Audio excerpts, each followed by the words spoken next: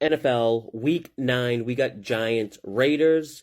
Two quarterbacks returning to the starting lineup, but for different reasons. Daniel Jones is back from injury. Raiders' Aiden O'Connell is now the starter after the Raiders basically cleaned house, which included benching Jimmy G. Raiders also fired their GM, offensive coordinator, and head coach. I think a lot of bettors look at the current situation for the Raiders as a negative, but I'm not one of them. In fact, all I see is positives. It's a full mid-season reset, a fresh start after shedding some dead weight.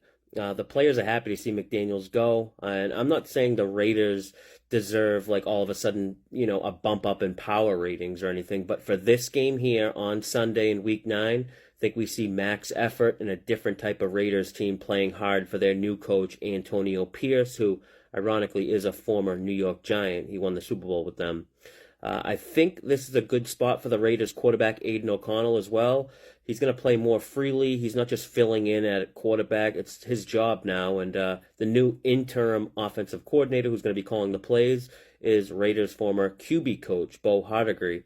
So it's not like Aiden O'Connell is going to have to work through new plays with someone new. In O'Connell's limited time as quarterback, he's looked the way of Davante Adams a good amount of time, so I expect Davante Adams to get targets. But I think that'll be priced into Davante's reception number. But if it's 5.5, I'm pounding Davante Adams over receptions for sure. Really like the Raiders in this game. I know it's ugly, but the big problem with this bet with the Raiders, they're playing a team that's at the absolute basement level of their price point. When you think about what the Raiders are dealing with all these changes, they're still a favorite of 1.5, 2 points. If they were playing any other team in the league this week, besides maybe 2 or 3 others, I'm not sure they would be favorites, and that's how bad the Giants are right now.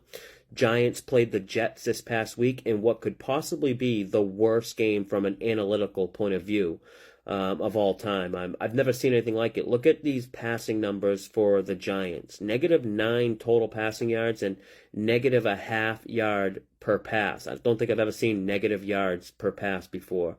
Both QBs had negative EPA per play numbers, and not only that, both running backs had negative EPA per play numbers as well.